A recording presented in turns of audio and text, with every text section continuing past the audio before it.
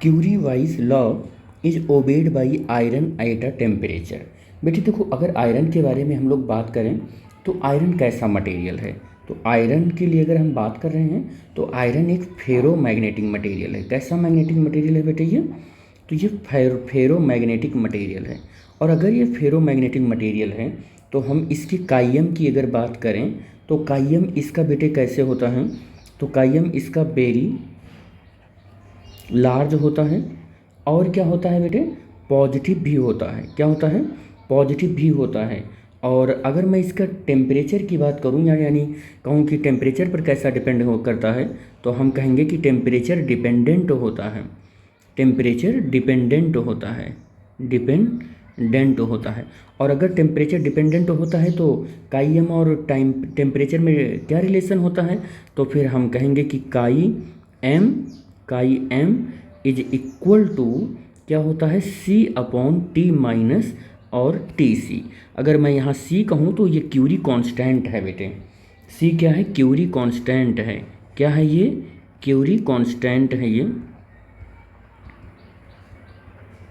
ये Curie constant है। और टी मेरा जो है वो एब्सोल्यूट टेम्परेचर है, एब्सोल्यूट टेम्परेचर है, एब्सोल्यूट टेम्परेचर है। और अगर मैं टीसी की बात करूं तो ये क्या है बेटे? क्यूरी टेम्परेचर है। ये क्या है? ये क्यूरी टेम्परेचर है। ठीक है। चाहता तो इस क्वेश्चन का आंसर 1 मिनट में दे सकता था। ठीक है, तो ये क्यूरी टेम्परेचर है। ठीक, ये टेम्परेचर है। ठीक, ये तो इस देखो, अब यहाँ पर अगर मैं इसके ग्राफ की बात करूँ तो इसका ग्राफ ड्रॉ कर लेते हैं। तो इसका ग्राफ अगर ड्रॉ करेंगे अपन तो ग्राफ कुछ ऐसे बनेगा। देखो ये ग्राफ कुछ ऐसे बनेगा, ये ऐसे बनेगा। और इस ग्राफ पर ऐसे यहाँ पर एक लाइन ड्रॉ कर लेते हैं। यही टेम्परेचर क्या है बेटे? इधर हमने टी बनाया है यानी टेम्परेचर लिया है, और इधर हमने काईएम लिया है, और ये मेरा क्यूरी टेम्परेचर है। ठीक है। यहाँ पर अगर यहाँ ग्राफ जो है, ये ग्राफ का ये लोअर एंड ये रिप्रेजेंट करता है पैरामैग्नेटिक मटेरियल को। ये किसको रिप्रेजेंट करता है? पैरामैग्नेटिक मटेरियल को। और ये ग्राफ इसको क्या रिप्रेजेंट करता है? ये फेरो मैग्नेटिक मटेरियल को रिप्रेजेंट करता है, मैग्नेटिक मटेरियल को रिप्रेजेंट करता है। ठीक है। अब जरा देखना ध्यान से कि टेम्परेचर हमको लेना कैसे है। देखो, अगर मैं मेटल के लिए बात कर रहा हूँ, सॉरी इसके लिए बात कर रहा हूँ, फेरोमैग्नेटिक मटेरियल के लिए बात कर रहा हूँ, तो मेरा काईएम पॉजिटिव होना चाहिए। और क्या होना चाहिए बेटे? लार्ज वैल्यू होनी चाहिए। अब मैं टी की वैल्यू सिलेक्ट करता हूँ कैसे? फर्स्ट पॉइंट पर टी की वैल्यू सिलेक्ट करता हूँ टीसी से छोटा, टी की वैल्यू सिलेक्ट करूँगा टीसी से छोटा। तो जरा काई एम की वैल्यू देखना बेटे, C upon T minus T सी।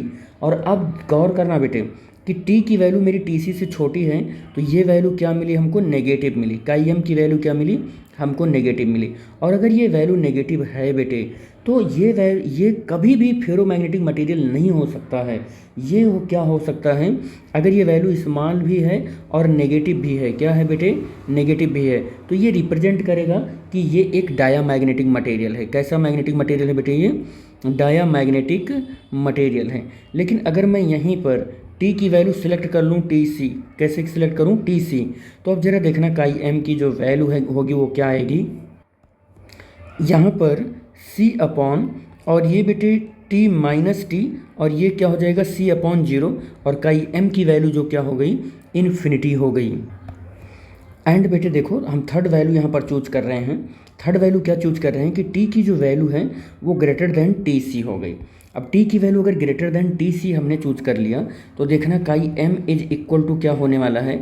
सी upon T minus T C. अब जरा गौर से देखना बेटे इस वाले केस को, इस वाले केस में काई एम की वैल्यू पॉजिटिव आ जाएगी, क्योंकि टी की वैल्यू हमने ऐसा सेलेक्ट किया है कि ये टी सी से ग्रेटर है। इसी वाले केस में हमारी ये जो वैल्यू है काई एम की, ये पॉजिटिव आ रही है। और जब काई एम की वैल्यू पॉजिटिव आ जाएगी तभी हम बोलेंगे कि ये मटेरियल कैसा है? फेरोमैग्नेटिक मटेरियल है, मैग्नेटिक मटेरियल है। और अब हम ये देखेंगे कि हमारा आयरन कैसा मटेरियल है। तो एक फेरोमैग्नेटिक मटेरियल है। तो अब आपका आंसर क्या होना चाहिए, यही आपके क्वेश्चन का आंसर है कि जो टेम्परेचर है वो क्यूरी टेम्परेचर से एबव होना चाहिए। और अगर ये टेम्परेचर क्यूरी टेम्परेचर से एबव है तो ऑप्शन नंबर 2 के साथ हम लोग जाएंगे।